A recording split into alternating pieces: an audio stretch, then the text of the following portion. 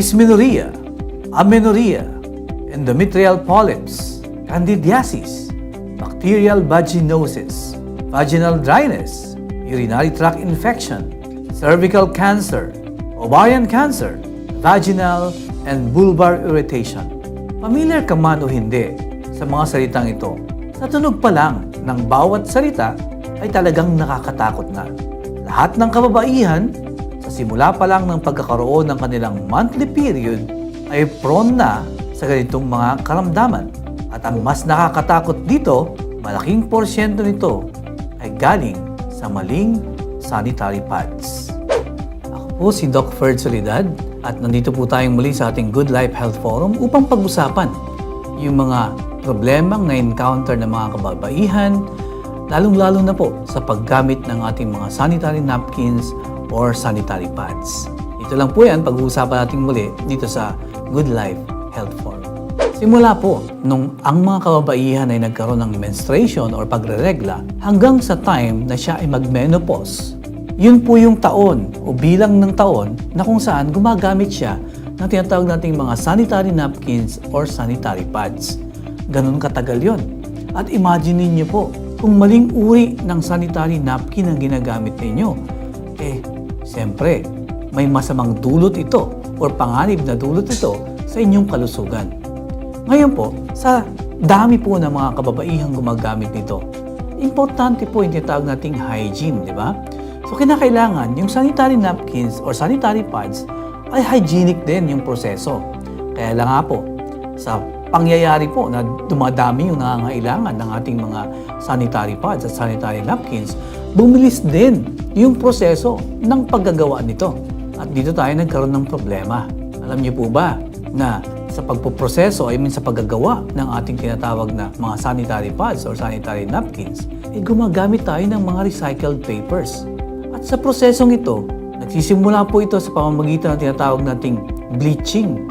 Ibig sabihin, binababad po yung mga recycled paper, binibleach using dioxin, at alam natin na kapag merong dioxin, carcinogenic po ito. Imagine niyo po gumagamit tayo ng napkin na merong ganitong uri ng proseso, alam natin na unti-unti itong dioxin na ito na may carcinogenic capability, ginagamit po ng ating mga kababaihan, unti-unti po na-absorb ito ng kanilang katawan.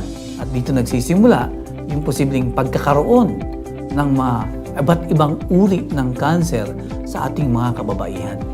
Buti na lang, meron tayong K-pads, sanitary napkin na merong negative ion.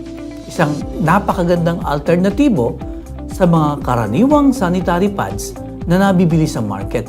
At nandito po ang ating isang bravest dreamer na si Miss Jocelyn Piñapiel para maipakita yung advantages ng ating K-pad sanitary napkins against leading sanitary pads in the market. Good morning, bravest dreamers! Ngayon pag-usapan natin kung bakit sobrang trending at talagang ang daming gumagamit ng ating K-pads, okay? So, simplihan lang natin yung mga reasons. First, tignan nyo naman yung material palang quality. We have the panty liner, we have the night pad, at yung ating day pad. Okay. Now, buksan natin kasi alam nyo ba yung materials nito ay sobrang ganda ng quality. Dito pa lang, mapapansin nyo na may safety sticker tayo. So, once open, alam naman natin, no? Pag binuksan natin, mas magandang na ibabalik natin. Just like that. Okay? So, protected na naman tayo from any harmful bacteria. Okay? And then, pag binuksan mo to, may mapapansin kang nasa loob. It says here, Vagina Health Self-Test Card. So, tester siya para ma-check natin kung tayo ay merong bacteria. Ang good news po dito, free lang siya. Okay? So, nandun lang siya inserted sa loob ng ating K-pads. Mapapansin din po natin na napakanipis ng ating pong K-pads. So, ganyan siya. Now, check natin ngayon anong kagandahan nitong materials ng ating K-pads. First, kung mapapansin nyo, meron po siyang gasa. Yun po yung first layer, yung ating tinatawag na gasa. And then, yung gasa po na ito, napakaganda kasi hindi siya mainit sa pakiramdam at mas mabilis po siya makapag-absorb ng dugo.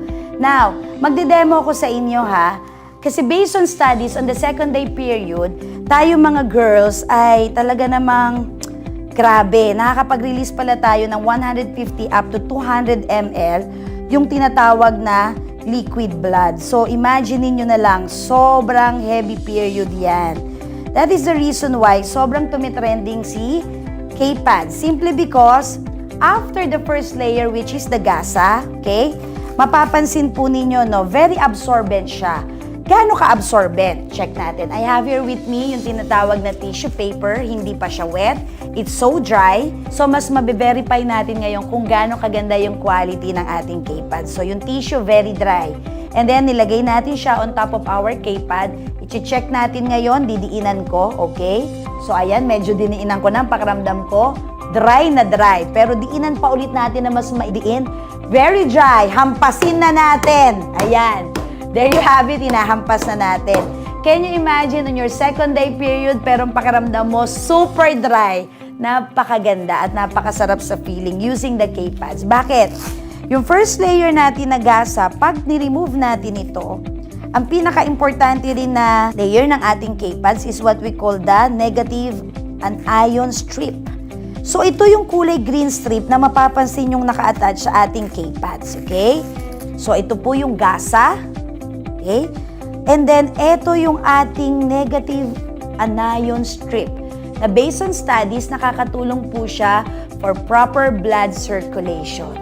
And then, after the negative ion strip, meron po tayong cotton layer. Yes, you heard me right. Cotton layer, ha? Hindi siya papel na nilagyan ng chemical na importante, walang lason, all natural ang ating K-Pads. So, tignan nyo to, may natira pa ako dito na liquid. Lagay ko lang dito yung cotton layer, ha? Tingnan natin kung mag-a-absorb pa. Kasi papakita ko rin sa inyo na meron din siyang kasamang all-natural na food grade gel that turns liquid blood into gel. So no wonder hindi ka basta-basta talaga magkakatagos pag yung ating K-Pads ang ginamit mo. At habang hawak ko siya, nararamdaman ko yung lamig simply because meron itong menthol and camphor. So grabe, ang pakiramdam mo talaga. Para kang giniginaw sa lamig. And then, meron po itong non-spilling fabric kung saan nakakatulong din siya para yung moisture ay mag-get in at yung heat out naman. So, nakakatulong po ito para ma-lock yung tinatawag na dugo, pero sumisingaw pa rin yung init ng katawan. So, imagine niyo kanina meron po tayo ditong nailagay, mga 100 ml ng liquid, no? Tapos nilagay natin yung mga layers ng ating K-Pad. So, gusto ko lang i-prove sa inyo kung gaano siya ka-absorbent.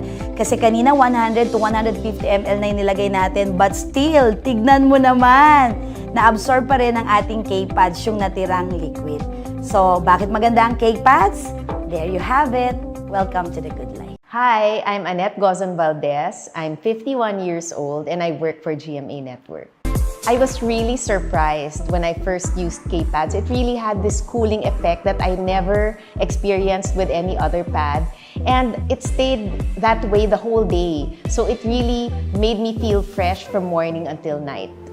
Yes, I'm already part of the Caring Carry squad and I would really recommend it to my friends. I have two girls, but they are entirely different. Aliyah has more severe dysmenorrhea compared to Aliona. Like Aliona, she cannot take any medication. So, as a mom, you have to find a way kung ano yung mga organic na pwede mong ma-recommend sa anak mo. At the same time, na ayaw mo ng mga synthetic na products eh. I'm so glad na nung nakakuha na nga kami ng product na ito na talagang it helps them eh. As a mother, yun ang masasabi kong maa-advise ko. So, kailangan alamin mo ano ba yung mga needs nila, ano na ba yung mga latest din ngayon, ano ba yung mga products na pwede mo ma-recommend na maibigay mo doon sa anak mo na makaka-help sa discomfort nila. Sa panahon ngayon, sabi ko, medyo mahal. Bilang isang mom, mag-iisip ka rin eh, saan ka ba?